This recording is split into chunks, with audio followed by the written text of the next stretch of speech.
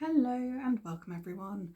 I'm Amethyst Ring Witch, and today I decided I was going to talk a little bit about food because food's become a really important aspect of my life. I'm being a lot more mindful about what I'm eating and realised that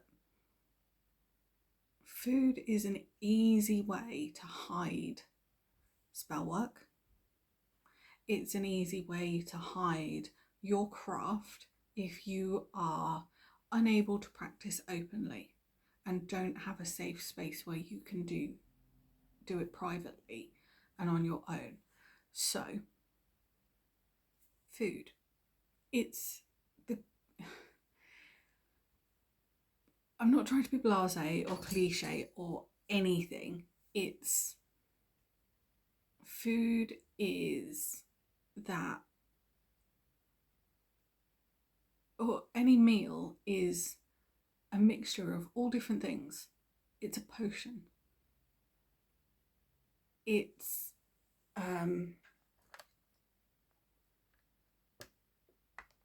it's it it really is a potion because you know, especially with stews and soups, you put everything into one saucepan and you mix it all together, and you're adding things at different times because of their cooking times. So based on all of that, you get this soup stew situation at the end. It's a potion. You know, saucepans are the modern equivalent of a cauldron. So by adding everything into one pot, one cauldron, we're making something. We're making a potion. But we don't have to call it a potion. We can call it a soup and a stew. But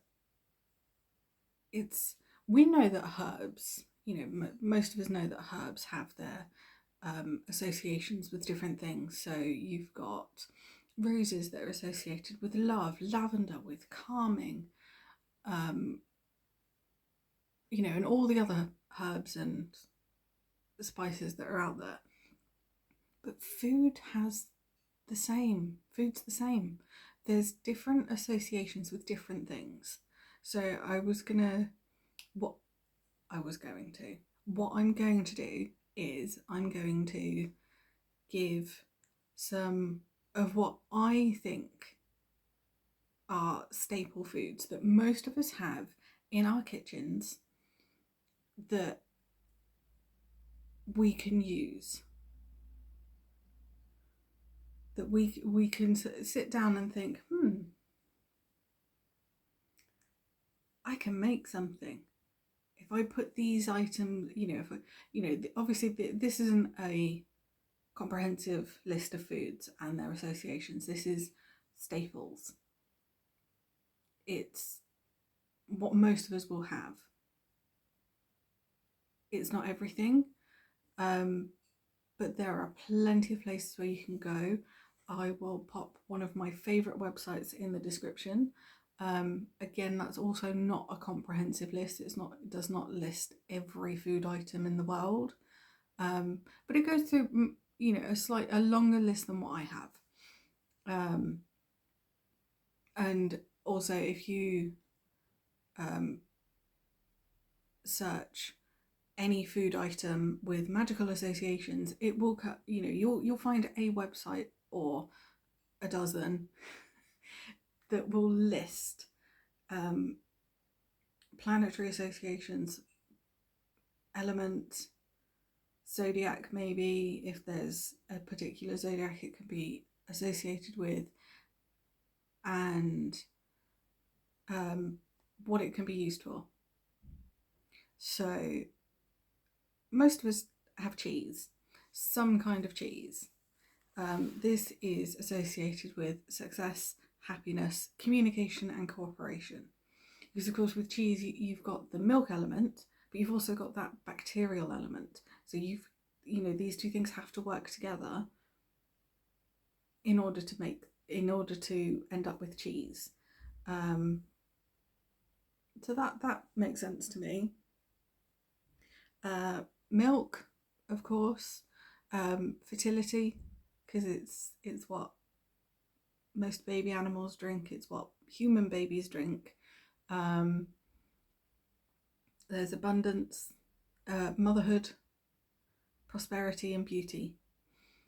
Flour, it's made from wheat or some kind of grain, so it's associated with abundance, fertility, rebirth. You know, because it goes from one form and is remade into another. And then you've got expansion and stability. We've got bread, which is grounding.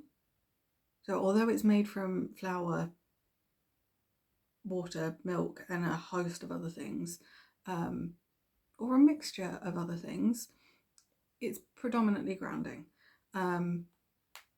Different breads may have different associations. So if you eat a lot of focaccia bread, then that will have a different, that could have a particular meaning or association that you could work into your daily life.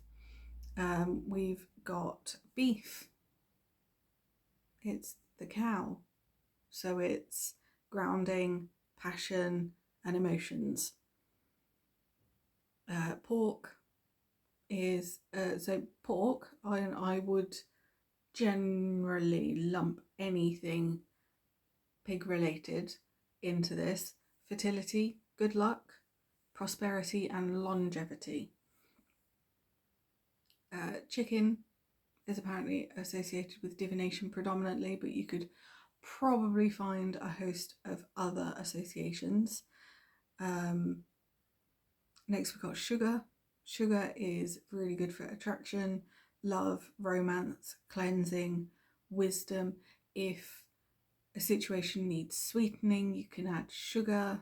You know, if you're doing a sweetening jar, you could add anything sweet. So honey, sugar. If you haven't got honey, you can use sugar. Any kind of sugar will work. Butter, it's soothing. It's got tenacity and it's peace. Next we have olive oil. I couldn't find a lot on, or I didn't look too deeply into the different oils, but olive oil seems to be the oil that most of us would have. And it's associated with healing, peace, fertility, and protection. Carrots. Most of us will put carrots in something at some point. Passion, fertility, creativity, grounding, and healing. I'm going to go for eggs next. So eggs, it's your standard egg associations: fertility, protection, beauty, and healing. Potatoes, grounding, protection, healing, and luck. And rice, abundance, fertility, prosperity, protection, grounding, and security. There's a reason why rice is good with money bowls, and why rice can be thrown at weddings. The abundance and prosperity. Most of us will enjoy chocolate. If you don't, that's okay, but chocolate is associated with friendship, self-love, happiness, and general love. Now, obviously there's different types of chocolates. You've got your dark chocolate, your milk chocolate, and your white chocolate, and they will individually have their own associations. So these that I've given are the associations that occur within all of them, all of their association lists. Some of them are associated with more things, some just have this, and it's just like the baseline. So that's a little bit about foods and their associations. But realistically, if you were to go through and list the ingredients of your favorite dishes and ask yourself, how do I feel after I've eaten them? What do I experience immediately after? And then you look at, sorry, excuse me, and you look at the association, apologies, I've got the hiccups all of a sudden, and you look at the associations of those food items, those ingredients, you could find connections that you might not have thought of. So I'm a chocolate fiend. I love chocolate.